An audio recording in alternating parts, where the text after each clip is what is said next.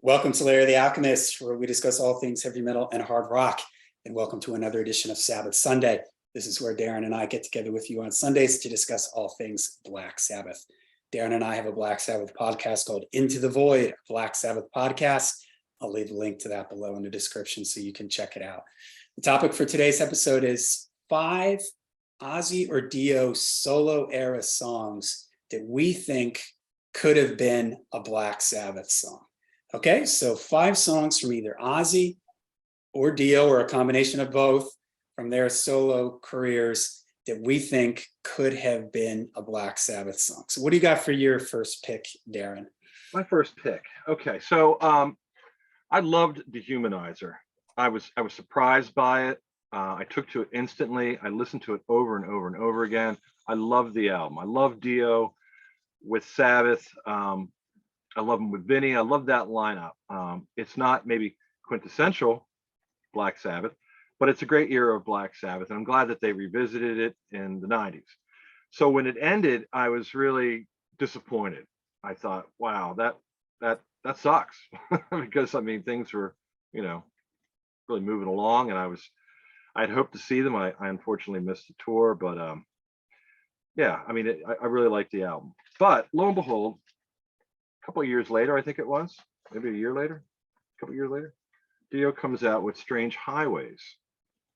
And I was surprised to see a Dio album because it was pretty soon after the whole Sabbath implosion. But I picked it up and I listened to it, and it was remarkably different from anything that Dio had done solo-wise before. And to me, it sounded like a continuation of where things left off with Dehumanizer. And so there's a common thread throughout all the songs. It's very heavy, very down-tuned. It's not the magical Dio. This is the heavy, dark Dio. And on this album, the song Strange Highways, if it was on Dehumanizer, first of all, it would be completely right at home, but it would also be one of my favorite songs to hear. I mean, Tracy G does a good job. It's got some kind of digital effect, I think, that sometimes sounds a little bit odd. So to hear the title track Strange Highways with Tony playing, I think it would have been really cool. Oh, yeah. I love the riffs, Dio's dark, almost sneering vocal delivery. Yeah, I mean, it could have easily been a Black Sabbath song. Yeah, so Strange Highways, off of Strange Highways would be my pick. That's a good pick. I could totally hear Iommi on that. All right, my first pick is also a Dio one, and it's Holy Diver. I've always thought that song, the main riff in the song, sort of feels a little bit like Heaven and Hell. It has that same kind of climbing up, climbing down, and then the verses are sort of the same way. They sort of drop down, Holy Diver, sing me a song, the band sort of drops down, and then the band kicks in again. So it always felt to me like that's a song that, and I think I've read stories that was a song that Dio had kicking around, and I'm sure if the band had gone on to a third album, that he would have brought that to the end. And just the feel of it, that chord progression at the beginning of the song, to me always reminded me of Heaven and Hell. So that one always felt like a song that could have been on a Black Sabbath album. I think he acknowledged that was one of the songs he was working on that he intended to present to Black Sabbath for an album after Mob Rule. So yeah, it makes sense. Yeah, I thought that right away. It was like, well, the first song I heard off the album was Rainbow in the Dark, and I loved it. But that to me sounded more like a rainbow, not because of the rainbow in the title, but just the keyboards, and that reminded me more of Rainbow. So that was cool. But then when I heard Holy Diver, I'm like, wow, this is great. We got Dio, some of his tenure in Rainbow is represented as much as Black Sabbath.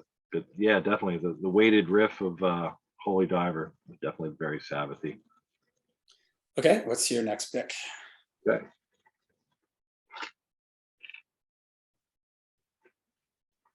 Osmosis, and kind of an unlikely album to pick something that would be Sabbathy. The song Tomorrow, very brooding. Ozzy's voice sounds, when he, for the first first verse or two, he's singing in a lower register, and the bass is kind of bubbling. But then when it goes into the refrain and he sings and he belts it out, you can hear it coming from his throat, and it reminds me a lot of how he sounds on Sabotage. Yeah, He's yeah. screaming, he's angry, he's owning the lyrics. The lyrics are good. They're not unlike something that User might have written for Black Sabbath. But his vocal delivery, not so much in the beginning, but once he gets past the first two lines of the verse, and then he starts, and then the music kicks in, that strain in his voice reminds me a lot of Sabotage. And also, he does the inflection, all right now. So, Yeah. I mean, he was probably feeling it too. He's probably feeling like, oh man, this is taking me back to a familiar place. And what would I do in that familiar place? I'd say, all right now. And he does. And it completely, it works there. But it's kind of funny because, you would think that something earlier on in Ozzy's career would be more Yeah. akin to Black Sabbath, but I really didn't find that at all. It seemed to me like once he got past the 80s and some of the silliness that was going on and some of the trends and stuff like that, and started to kind of settle in a little bit more into the actual quality of the music and the songs, and once he, I think, started really getting pretty acclimated with Zach, there's a lot of good stuff that came out, and I think this is yeah, I think this is probably the song, one of the very few songs I picked two that I could say sounded like Black Sabbath songs. So Cool. Yeah. Tomorrow, Osmosis. Cool pick. All right, I'm going to go with an Ozzy one here, and I'm going to go with Fire in the Sky from No Rest for the Wicked. This is one that I could picture Technical Ecstasy, Never Say Die, that kind of era of the band, the way the verses are with the sort of clean picked guitar, but then it kind of comes in heavy, and just the way Ozzy sings in the verse on this, the verse really makes me think of like something that could have been on a side two of Never Say Die, that kind of like, Yeah, I can hear that. Sure. yeah, a little bit. It has that sort of feel of it for me, and it's a little bit moody, it's a little trippy. Great So song. it's kind of like a later era, maybe Sabotage, or maybe I really think Never Say Die. I always kind of hear it as Yeah, I Never agree. Say I agree Die. with that. Yeah. So, all right, that's my second pick. What's your third pick? Third pick, gonna go with another Dio song. This is off of Sacred Heart, the song Fallen Angels.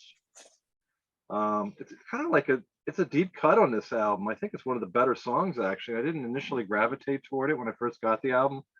A lot of the emphasis was placed on, the song Sacred Heart, Rock and Roll Children, Hungry for Heaven, some of the MTV video songs.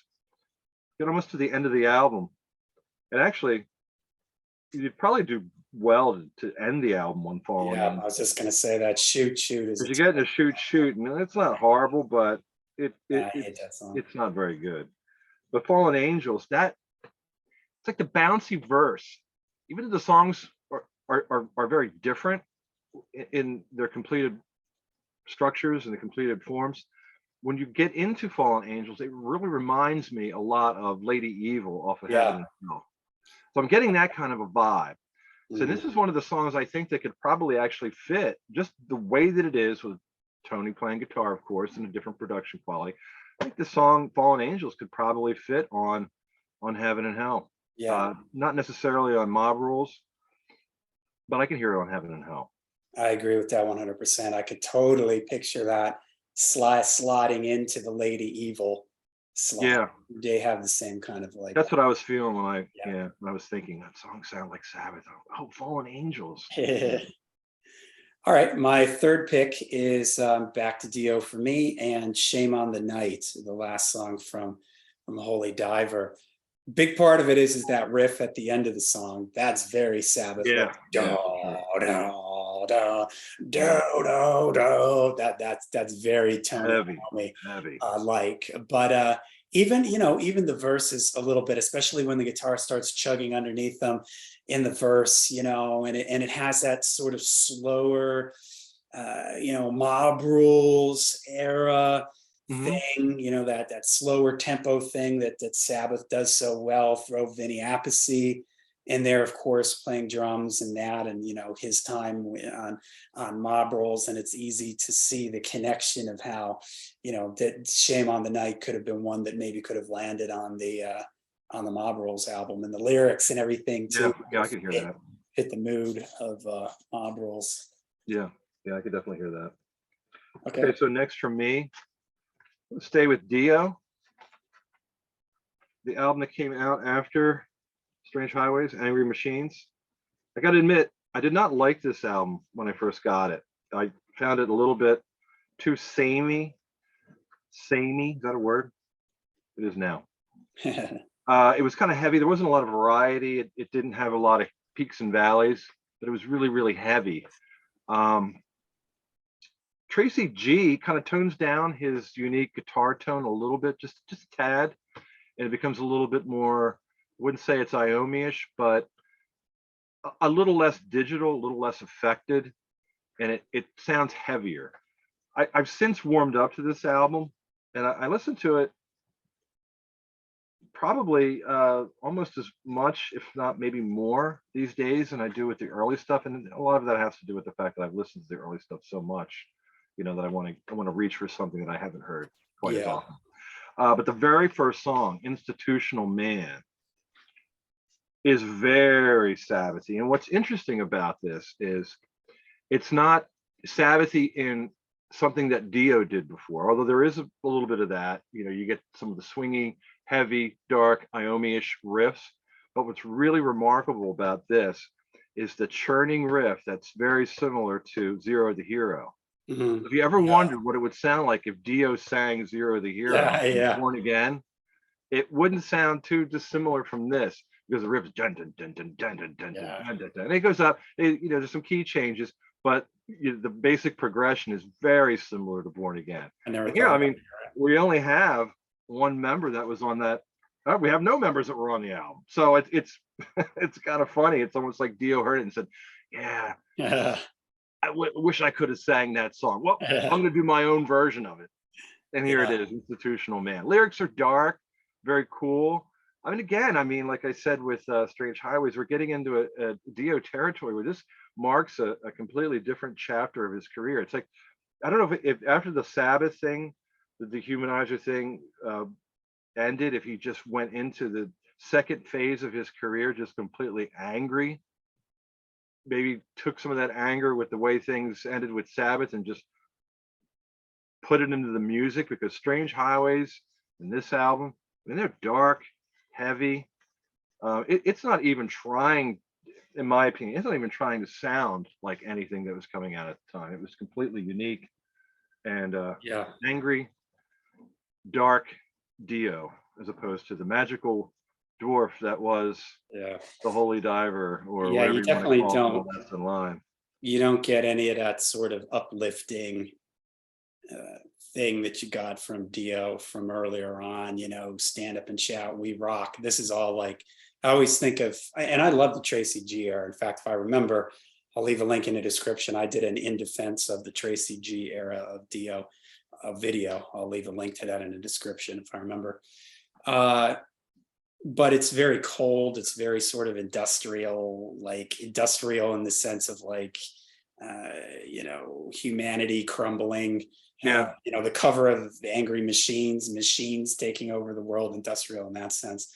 And so that leads into my next pick. I'm going to go with "Give Her the Gun" from Strange Highways, and I always felt like, man, and it makes sense because it's followed right after Dehumanizer. But man, does that one feel like it could have been on Dehumanizer? That Yeah.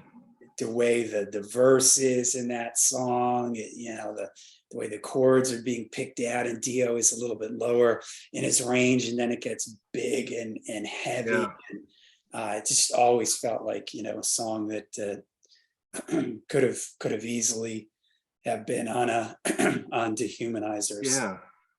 I think if you take the entire Strange Highways album and you swap Tracy G with Iommi, I think you'd have something pretty amazing. Because I mean, you could argue that there's some song. I mean, I love Dehumanizer, but some people might argue, well, there's some rehash.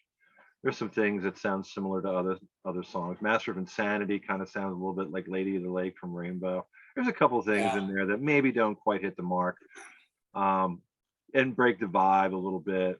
But I mean, there's some amazing songs on Dehumanizer too. But I think that, yeah, as a follow-up to Dehumanizer, if you took Strange Highways and swap Tracy G out with Iommi, I think you'd have something to be pretty Sabbathy overall. Oh yeah. No Wouldn't doubt. be hard to pass off as a Sabbath album, I don't think. No doubt. All right. What's your last pick? Last pick. Gonna go with Believer, Diary of a Madman. It's dark, brooding, and I could hear Geezer. Obviously, it's Bob Daisley playing bass in the beginning, but I could just as easily hear Geezer playing that bass line, and I would love to hear Iommi riff. But Randy's great. Randy's God. We all know that. But I think on this song, I think Tony Iommi would have really made this sound super cool. There's not a lot of the first two Ozzy records that I could say are akin to anything he did with Black Sabbath. There's a lot of reasons for that. We've gone into in our podcast and other videos and stuff. Randy's presence, Randy's playing was a large part of why everything sounded so much different. Just a completely different style. Randy's fiery lead work, the riffs, the overall sound of Ozzy's solo band versus Black Sabbath was like night and day. Two different, completely different bands. And it was interesting to hear Ozzy sing in another context, one that he basically was responsible for creating. But I think that there is a little bit of crossover in the song Believer. And it might be the only song that I can hear Ozzy and a Sabbath similarity. But I think it's pretty noticeable on Believer. Lyrics too, I think they're kind of in the Sabbath wheelhouse, something that Geezer might have written. Yeah, but it would have been cool to hear Tony's guitar tone on Believer. But, Yeah, I can hear that. All right, my last pick is from Bark at the Moon, You're No Different. This feels like a song that could have been on Technical Ecstasy for me with, the way the ballads on Technical Ecstasy, it could have slotted in there as one of the ballads. That keyboard line into it, the keyboard sound reminds me a little bit of like the keyboard sound that they were using around Technical Ecstasy and Never Say Die. It has that same kind of feel. There's that spot in the song, can't you see, you're no different to me, and the guitar like drops down really low and it gets real evil sounding. I could totally hear Iommi doing that, but even in the verses really make me think of Black Sabbath. There's like little guitar swells and the keyboards and everything. It just feels like it could have been something on Technical Ecstasy. Gerald Woodruff, playing playing those parts here on Bark at the Moon. We've got Don Airy playing it, but I could hear that on Technical Ecstasy or Never Say Die. It's one of the darker songs, I think, off of Bark at the Moon, and one of the more sincere sounding songs. The lyrics are good Daisley lyrics. Yeah, kind of I don't know how you describe them. Honest, introspective, I guess. Yeah. As opposed to singing about werewolves. Yeah, Barking at the Moon. Appreciate that. All right, well, there you go. There's 5 songs from both me and Darren. Solo Dio, solo Ozzy songs that we think could have Martin. been. Everybody's got some ideas from Martin, Tony Martin. Yeah, that's right. We really just stuck to Ozzy and Dio here. Maybe we'll do an episode where we'll do Tony Martin. We deliberately, just so everybody knows, why didn't you pick something from Glenn Hughes? Why didn't you? Because we just decided, let's stick with Dio. Let's stick with Dio and Ozzy. We stuck with those. So maybe we'll have a future episode where we'll pick from the other guys and see if they have any songs that from their solo careers or that could have, mixed in and out. So, all right, but let us know what your picks are in the comments down below. Make sure you check out our podcast, and we will see you at the next Sabbath Sunday.